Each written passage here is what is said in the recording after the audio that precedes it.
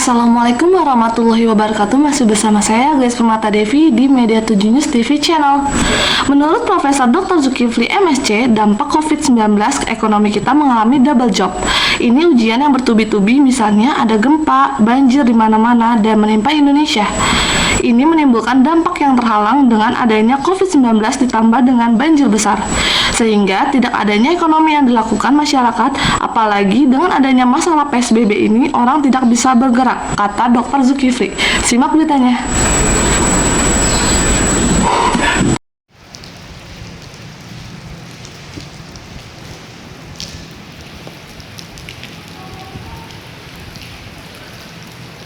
Assalamualaikum warahmatullahi wabarakatuh. Hari ini saya ingin berbincang-bincang sama Pak Prof. Silakan. Bapak Dr. Zulkifli MSc. Bapak kan mantan rektor di Bengkulu. Setelah ini Bapak lanjutkan ke mengajar di Universitas Trisakti. Ini perkembangan ekonomi kita nih Pak. Ini kita di awal tahun ini, dari tahun 2020 itu masalah COVID, penimbunan ekonomi sangat drastis. Kemudian ke 2021 kita terjadi bencana alam, pesawat jatuh, banjir di mana-mana. Menurut Bapak gimana ekonomi kita ini ke depan? Ini memang kalau saya katakan ekonomi kita mengalami double job ya, artinya ujian yang bertubi-tubi. Ya, kita baru saja membicarakan tentang dampak COVID terhadap ekonomi. Sudah diiringi dengan terjadinya banjir besar, terjadinya gempa dan sebagainya, dan ini menimpa seluruh Indonesia yang terjadi, sehingga ini musibah ini menjadi bertimpa-timpa. Ya, sudah penderitaan selama ini dari masyarakat, dampak ekonomi yang terhalang akibat adanya COVID, sekarang ditambah dengan banjir dan gempa dan sehingga tidak ada gerakan ekonomi yang hampir bisa dilakukan oleh mereka. Jadi mereka jadi statik, malah memerlukan bantuan di tempat-tempat penampungan. Jadi ini memang saya bilang ujian yang sangat berat untuk rakyat Indonesia. Tapi namun demikian itu kita tidak boleh berpangku tangan atau menyerah dengan keadaan seperti ini. Kita tentu harus bangkit lagi. Jadi makin banyak ujian yang kita hadapi, makin banyak cara yang harus kita lakukan untuk membangkitkan kembali. Kalau kemarin kita bicara COVID dan ekonomi, sekarang kita harus bicara lagi banjir, bicara gempa, rehabilitasi, bantuan untuk kecelakaan dan gempa dan sebagainya di samping bantuan COVID. Jadi ini tentu programnya harus menjadi lebih banyak dan kompleks daripada sebelumnya. Ya, terutama di daerah yang mengalami bermacam-macam kegiatan musibah yang beriringan dengan COVID. Kalau kita lihat sekarang ini, saya baru tadi malam membaca di medsos misalnya, itu memang berat sekali dengan PSBB ini, artinya orang kan tidak bisa bergerak. Ya, hampir saya kemarin nengok gambar Bandung, Jalan Sudirman itu nggak ada orang. Ya, tidak ada orang, hampir jalan seperti ditunjukkan mereka sepi jalannya. Pada itu jalan ramai. Kemudian tadi malam saya lihat di medsos di daerah Probolinggo atau Jawa Timur, bagaimana seorang ibu menangis-nangis karena disuruh tutup warungnya. Padahal itu dia bilang, aku mau mangan opo, nggak ada penghasilan lain, hanya satunya ini. Gimana caranya? Sampean suruh tutup bisa, tapi aku bayar harus tutup. Nah, ini kadang-kadang hal yang terjadi conflicting ya. Benar kita melaksanakan aturan, tapi tidak ada wisdom atau kebijakan dalam menghadapi masyarakat. Karena masyarakat ini saya pikir pemerintah harus merubah kebijakan. Jadi harus menggandengkan, jangan terpisah-pisah antara bantuan Kemsos atau sembako dengan memberantas COVID. Kalau pikiran saya sekarang, pemerintah harus milih daerah-daerah merah mana yang COVID-nya sangat tinggi. Karena sekarang sudah melebihi 1 juta. Jadi kalau bisa pemerintah mencari daerah-daerah yang mau ikut program menekan COVID. Ya, menekan COVID artinya mereka harus benar-benar lockdown, tidak bergerak kemana-mana, membuat satu kelompok tersendiri.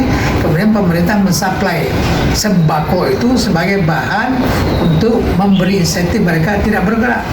Oh ya, jadi berarti konsolidasi antara Kementerian Ya, Sosial dengan sosial, gubernur ya, gubernur dan bupati di seluruh bupati dan Indonesia. kecamat.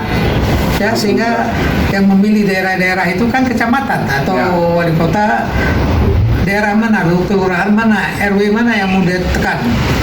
Ya, tentu kesepakatan dengan masyarakat. Kalau Anda lakukan ini, maka bantuan pemerintah akan mengalir untuk mendukung Anda usaha menekan COVID. Karena COVID ini kan bahaya untuk semua orang. Ya. Ya, untuk diri kita sendiri, untuk masyarakat. Jadi apa salahnya kalau kita berkompetisi untuk berlomba-lomba menekan COVID, tapi beri supporting facilities kepada mereka sehingga mereka bisa melaksanakan secara ketat PSBB, tidak bergerak kemana-mana. Karena ini kita lihat bukan hanya kita ya, saya mau lihat medsos Inggris, Jerman, hampir semua negara Eropa itu kena COVID baru dan sudah declare oleh Joe Biden 30 negara Eropa sebenarnya tidak boleh masuk ke Amerika, malah Indonesia masih boleh karena mengapa ada COVID baru Ya. yang dialami oleh negara Eropa. Jadi memang tidak ada bisa bergerak sendiri-sendiri. Maka dalam hal ini saya katakan seperti pernah saya kata yang lalu, ini kerjasama minimum antara bantuan Mensos ya digabungkan dengan wilayah provinsi atau wali kota atau kabupaten mencari daerah-daerah yang untuk memulai menekan COVID. Nanti di situ kita tentu diiringi ada kesehatan, tenaga penyuluhan macam-macam, sehingga sinergi yang mereka lakukan itu bagaimana cara mendidik masyarakat untuk menekan COVID. Dan ini tentu kesepakatan. Berarti dari daerah merah Ya, menjadi dipilih. zona hijau Ya, nantinya. artinya salah satu kalau kita bisa indikasi COVID tidak naik, malah apapun daerahnya dia menurun. Nah, itu tanda-tanda kita berhasil menekan COVID paling tidak pada wilayah-wilayah kecil tertentu. Tapi kan mulai dari situ. Kalau ini menjadi berhasil, ini kan jadi contoh. Itu yang lain bagaimana cara menggerakkan. Hanya kita tentu lampirkan di sana kehadiran tenaga kesehatan, tenaga penyuluhan, bermacam-macam tenaga yang menyuluh masyarakat sehingga bisa efektif dalam melakukan menekan perkembangan COVID. Nah ini saya melihat Pak Ya. Prof, ini banyak ahli mengomplain persoalan-persoalan ini Ya. tapi tidak memberikan solusi. Ya. Bagaimana itu Pak? Ya, Prof? makanya kita semua mengeluh. Ya, tapi dalam keluhan itu kan harus ada solusi. Ya. Tidak cukup hanya dengan keluhan terus. Nah, kalau saya katakan ini salah satu cara yang kita coba, coba, mencoba. Kemudian itu baru satu untuk masyarakat, bantuan UMKM supaya mereka tidak bergerak seperti ibu-ibu yang jualan warung tidak bisa buka, berarti kan tutup warung. Kalau tutup warung berarti dia tidak boleh jualan atau jualan dengan prokes yang sangat ketat. Maka ini barangkali perlu bantuan modal sehingga tidak bangkrut. Karena dia katakan saya bangkrut, makan saya tidak ada. Bagaimana lagi untuk menjalankan usaha? Nah, ini kita harus empati terhadap mereka ini sehingga UMKM yang terjebak terkena musibah ini harus bisa kita angkat. Kenapa? Kalau kita angkat dia, pertama bisa dampaknya mengurangi dampak COVID, tapi juga dampak ekonomi, yaitu dia bisa memperoleh 2-3 orang tenaga kerja yang bisa dilakukan membantu memberi penghasilan sehingga orang yang selama ini tidak ada penghasilan minimum ada penghasilan pelan-pelan dengan bantuan modal. Jadi ini memang harus jalan sinergi sekaligus. Jadi satu tadi COVID dengan sembako, tapi juga dengan BUMN yang kecil-kecil saja, warung-warung kecil, supaya dia bisa bergerak. Hidup ya. Nah, kalau tidak dia harus tutup berarti dia nggak makan, tenaga kerjanya juga nganggur. Tapi kalau ini bergerak, ini mampu kecil pelan-pelan menarik kembali, mendongkrak ekonomi yang sudah terpendam ke bawah dengan bantuan modal pemerintah. Dan bantuan modal ini bukan kredit, jadi kalau bisa subsidi bunga sementara. Kalau sudah normal silakan saja, tapi sementara mungkin bantuan bunga, tidak kutip bunga atau tidak mengutip iuran kembali dulu beberapa bulan, dan namanya dispensasi, sehingga dia bisa tumbuh perlahan kembali, bisa bergerak. Baru sudah saatnya ya kita wajibkan mengembalikan. Jadi memang ini harus ada effort tersendiri untuk menggerakkan ini secara bersama-sama ya. Nah ini Bisa yang sendiri-sendiri. seperti ini kan bukan tanggung jawab pemerintah saja. Iya. Namun ini semua elemen Ya, memang harus itu ya. turun tangan. Jadi ini kan saya katakan harus ada kesepakatan antara unsur pemerintah dan masyarakat. Ya. Jadi mereka bersepakat dulu untuk melakukan apa-apa, kemudian apa yang menjadi tugas masyarakat yang dilakukan, kemudian ada tugas pemerintah apa yang harus dilakukan untuk mendukung usaha penurunan COVID ini. Mudah-mudahan dengan uji coba dulu, paling tidak kita pilih daerah yang sangat tinggi, bisa turun nggak? Karena ini kan hampir semua daerah sekarang kena. Ya. Saya tidak sadar terjadi pengembangan cepat sekali, beberapa teman kita kena isolasi, kasihan juga. Ya tapi ya sekarang bagaimana?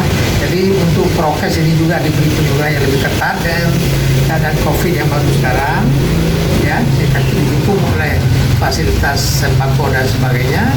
Dan dibuat kesepakatan dengan masyarakat dan pemerintah. Jadi ini harus ada kerjasama. Wah ini kepentingan semua, bukan hanya pemerintah, tapi juga kita masyarakat lebih berkepentingan karena kena keluarga kita sendiri.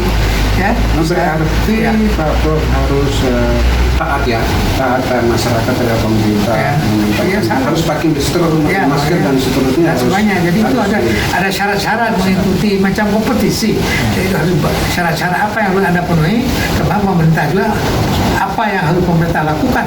Kalau yang syarat ini dipenuhi oleh masyarakat, saya yakin insya Allah kalau usaha ini bisa dikerjakan sinergi bersama-sama, pelan-pelan ini akan mudah-mudahan menurun. Baik, terima kasih Pak Prof. Dr. Zulkifli Hasan MSI pada siang hari ini, semoga ini didengar. Ya, mudah-mudahan.